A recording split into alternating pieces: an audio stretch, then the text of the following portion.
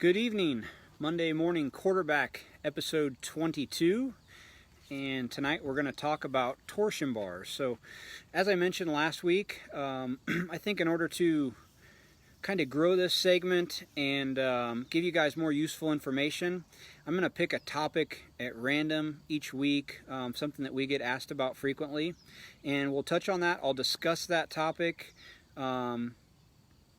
for a few minutes and give you some information that I feel is important, and then we'll open it up to questions, and the question can pertain to the topic or anything that you've had going on with your race car, or questions about last week or the upcoming week.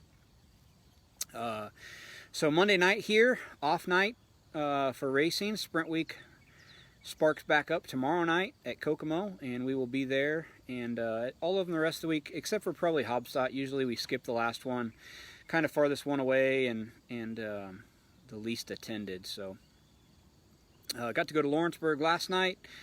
Super cool to watch our guys run 1-2, Sunshine with the win, and KT second, 1-2-3 there for quite a while, and then Cottle had some issues there late in the going in the Phillips car, but good showing for our guys there.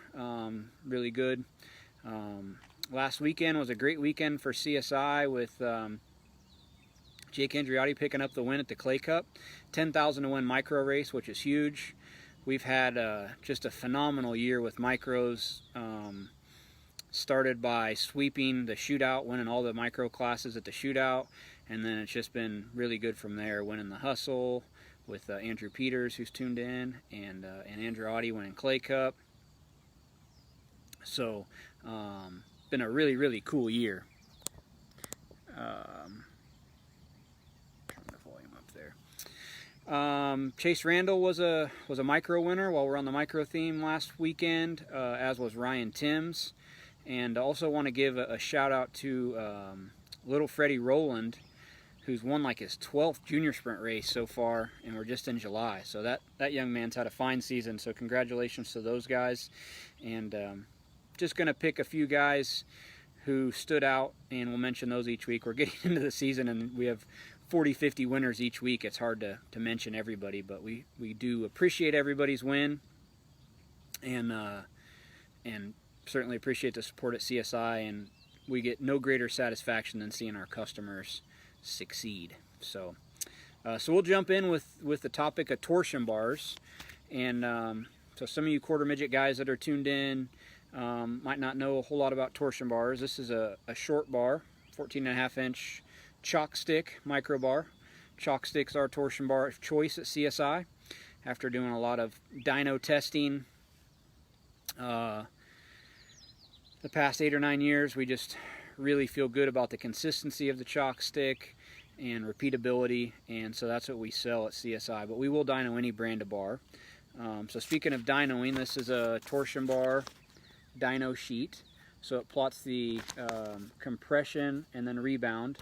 The yellow and the red is actually two different samplings, and then we actually give all the dampening numbers. So we have not a Rohrig. We have Rohrig shock dynos. We have a Maxwell torsion bar dyno. So we've dynoed about just over 5,000 torsion bars. We've had the machine for going on 9 years now. Sorry, bugs out here. Had the machine going on 9 years, and tested a bunch of different stuff. So I'm just going to talk briefly about what I've learned about torsion bars, dating all the way back to my days working at MPD when Gary and Karen Schroeder made our bars at MPD, and they were Gary's dad Gordon kind of like pioneered torsion bar manufacturing. So been around torsion bars a long time, know a little bit about them. So just going to discuss that. So the biggest question that we get, or the most frequently asked question we get, is how long does a torsion bar last? And that's kind of a loaded question, because a torsion bar could last one night, or it could last 20, 25 nights on a smooth track. A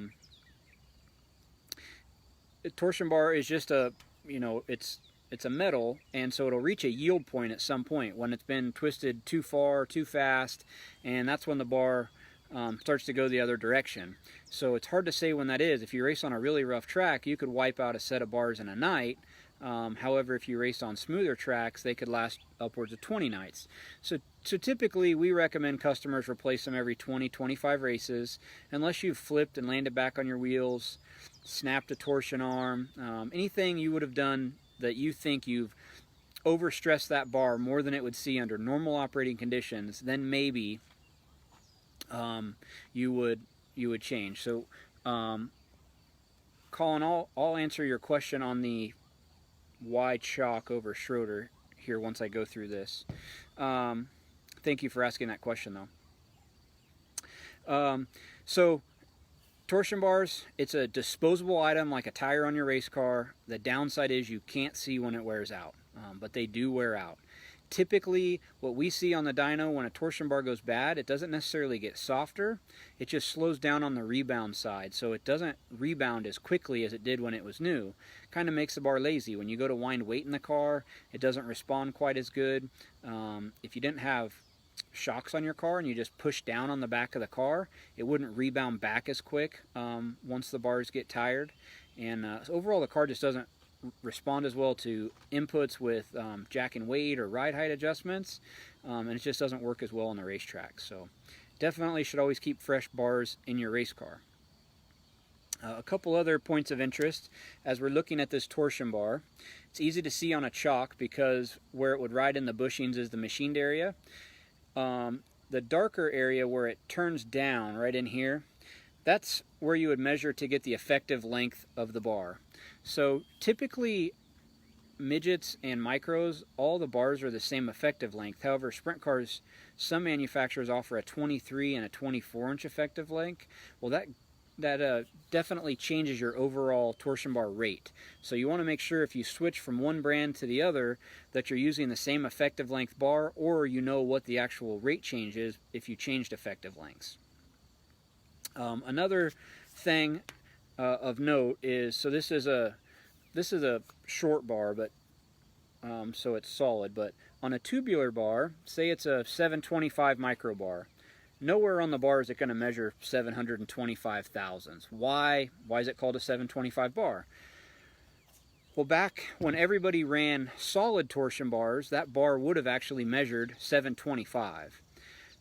As technology changed and processes changed and they figured out how to make tubular bars, rather than kind of confuse everybody, they just determined what diameter that tubular bar needed to be to rate the same as a solid bar. So if a 725 tubular bar needed to machine out to 812 to equal a 725 solid bar, they just machined it to 812 and called it a 725 because it was the same rate as a 725 solid bar.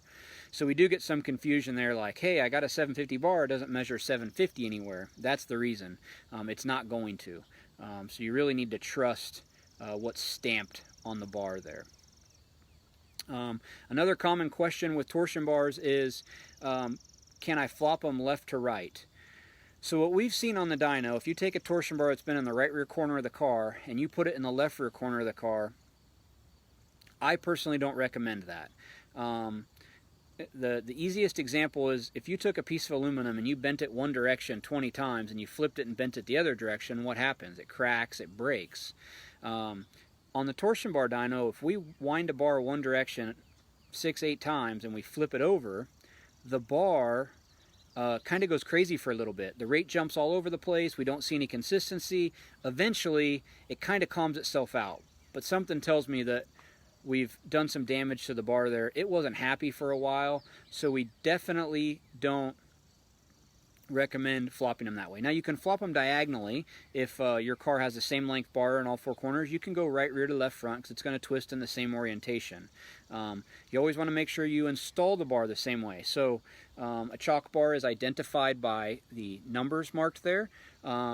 Most people would put the numbers towards the torsion arm. Make sure you always put it in that way, because if you flip it and put the numbers towards the stop, now you're twisting it the opposite direction, and you definitely do not want to do that. To go back to Colin's question from earlier, why chalk over Schroeder? So as I mentioned earlier, the Schroeders I've known since I was a teenager. They built fantastic torsion bars.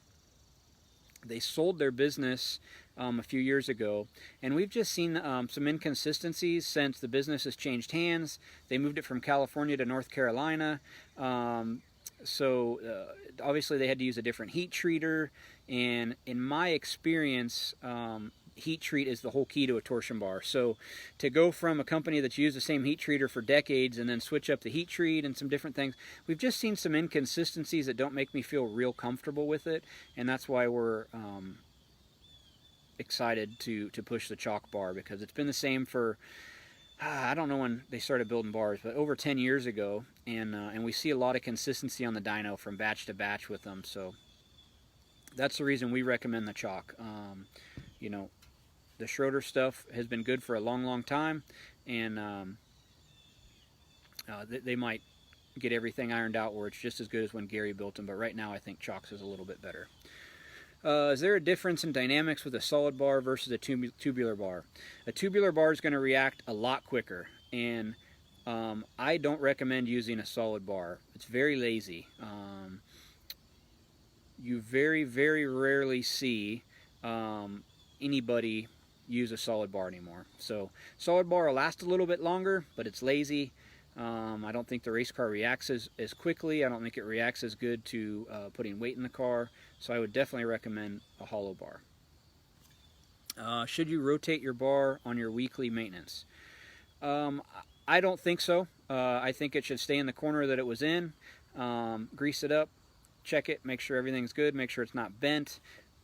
Another nice thing about the chalk bar being, I don't know if that's an oxide coating or what, there in the middle it's black. Be easy to see if it got marked in any way. Whether there was a weld that maybe had burned through where the tubes were braced together. You definitely don't want any rubbing there. So, Chris, do you recommend indexing the bars? I don't. So we've had customers that wanted us to dyno them that way, to line up a specific mark on the bar with a split in the arm, and we've obviously done that to keep them happy, done it the way they wanted. Out of curiosity, one day I dynoed a bar, rotating it one spline at a time in about 12 different spots, and it was the same every single time. So I don't think indexing the bar is very important. Ethan, life cycle of a bar and a micro. Again, I think 20 to 25 races is about all I would run a bar. We do have a dyno. We can check them, tell you if a bar is junk or not. However, there's nothing like a fresh set of bars in a car. It's like putting on a new right rear tire. So we don't really recommend going much more than 20, 25 races. So we do, if you purchase torsion bars from us, we dyno them free of charge, serialize them, and serialize them and mark them. That way, if you ran them a couple nights on a rough racetrack, we could put them back on the dyno and make sure nothing silly's happened or anything like that. So that's a free service we offer if you purchase bars from us. Let me scroll up here. Any manufacturer we don't recommend. I don't really want to throw any manufacturers under the bus. I'll just say that we really like the chalk bar. We like the consistency.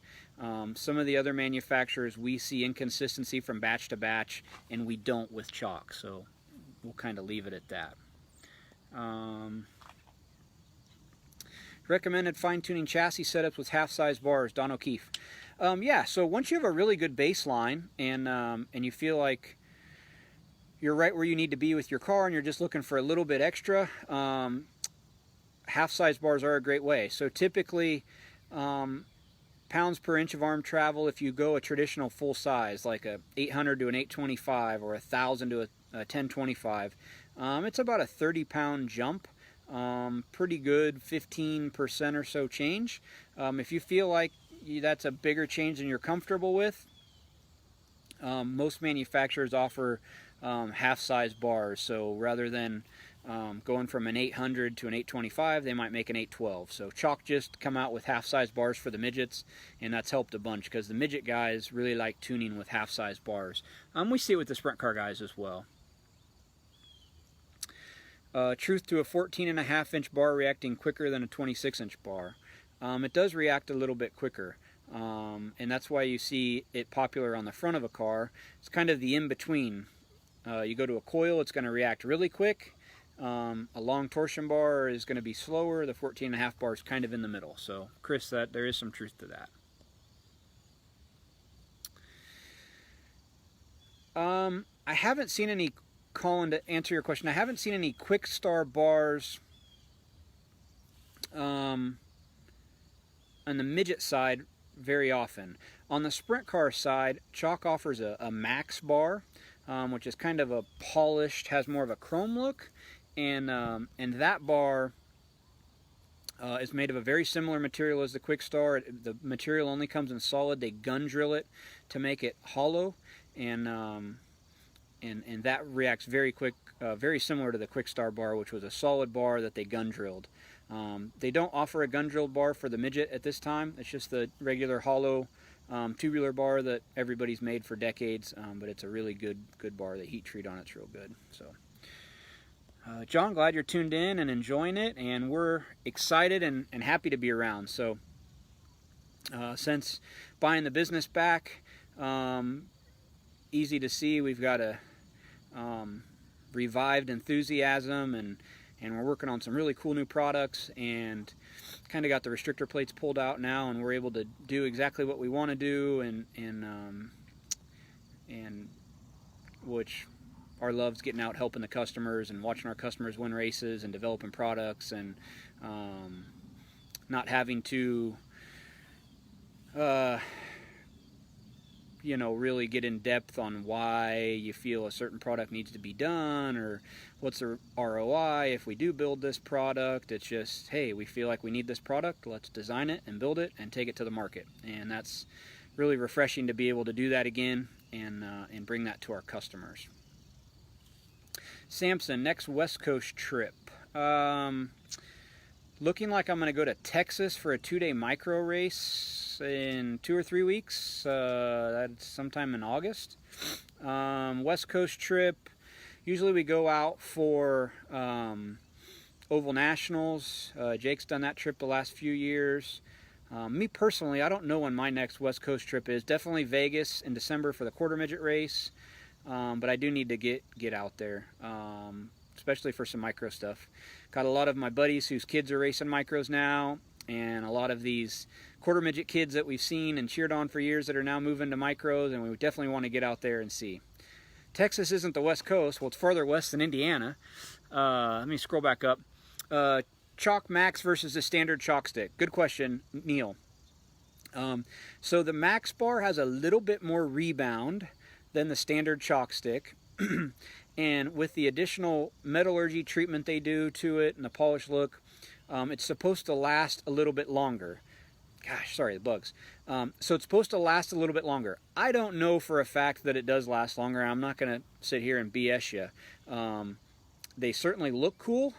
And we have some customers that swear by the Max bar because they love the feel of it. It has a slightly different feel than the regular chalk stick, and it just has to do with the metal it's made out of. That metal is only available in solid, and they have to gun drill it to make it hollow. That's why the bar is more expensive. And we have some wing customers especially that is all they will run as a Max bar. They love the feel of it.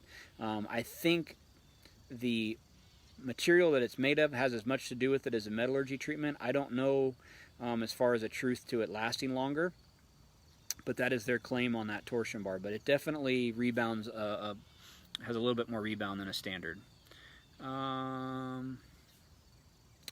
31-inch bar that some guys are running on a sprint car. So again, it just changes the rate. It changes the reactiveness of the bar.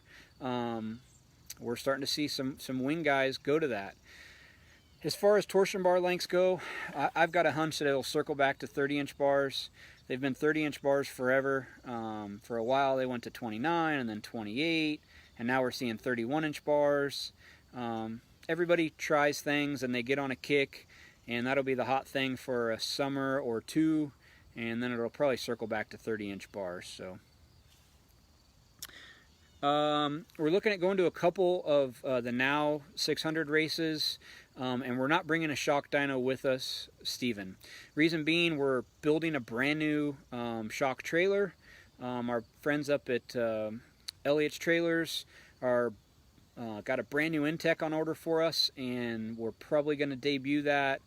We were hoping for the Show Me, but it looks probably more like the Shootout as long as it's taken to get this trailer.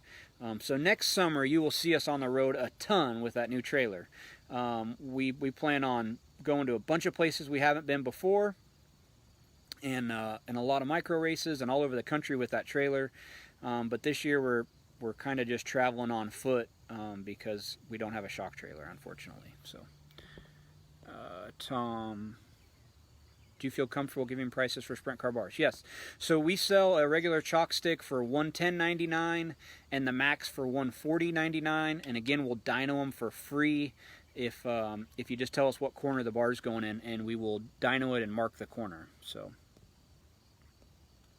what kind of pants is Jake wearing?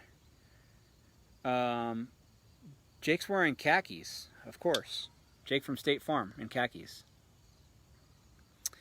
Steven, they don't make the max bar for micros. It's something we've talked about a little bit, but it would be pretty expensive, and we're not sure that the micro market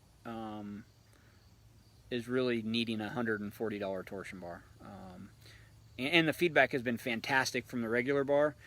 We feel it's the best bar on the market, so at this point haven't introduced a real expensive bar to the micro scene, but never say never.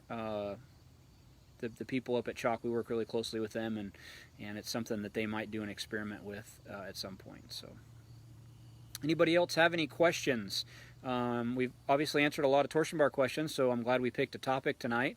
But any other questions? Tom, advantage to a gun drill bar. So the material that we've used for torsion bars for decades, you can get that material in tubing.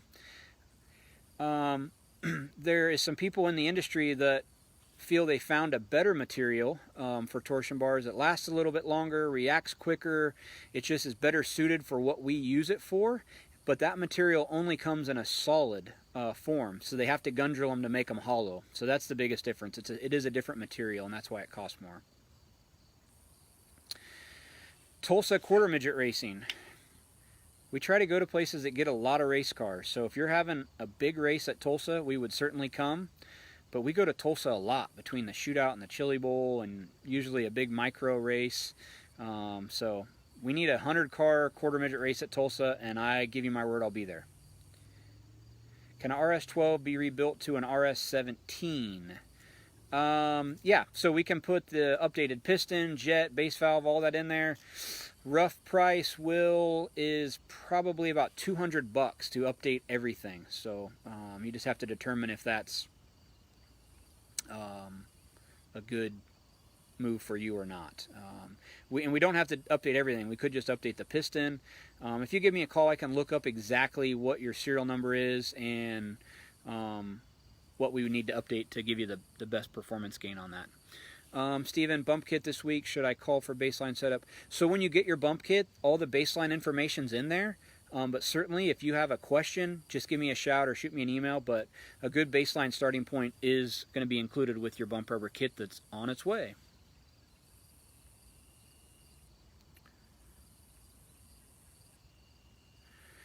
Ryan, we will definitely let you know if the powers to be at Chalk decide to make a max micro bar. When we get done here, I will call Scott Ronk and tell him we need to make a max micro bar because I could sell thousands of them. Any other questions? Anybody tuned in? Got a beautiful sunset, a nice Indiana night. The fireflies are in the background, and we're looking forward to the rest of Sprint Week coming up here. Got a few guys up front in the points there with Tyler Courtney and KT. So looking forward to the rest of Sprint Week. Did I miss anybody's question? Any other questions? So Trevor sat in last week and he didn't say anything. So people are like, why was Trevor there? He didn't say anything. So you guys must have scared Trevor. But we're going to take him to some more races. He's going to most of the Sprint Week races with me. And I got him a gig scraping some mud on Clausen's midgets at the Indy race, so he's fired up about that. Trevor's been going to church with us on Sundays, and Maggie's trying to feed him. So we're trying to get Trevor entrenched in the Hoosier racing scene so he doesn't run back to Texas. And I don't know why he'd want to run back if it's 105 there today. Cool. Well, we thank everybody for tuning in. Again, we'll pick a topic each week, and we'll answer your questions regarding that topic or any question you have, but just trying to give a little bit of information on different topics every week so we're not answering the same questions all the time. So certainly appreciate you guys tuning in. Have a fantastic week. Good luck racing this weekend, and let us know how you do. Thanks a lot.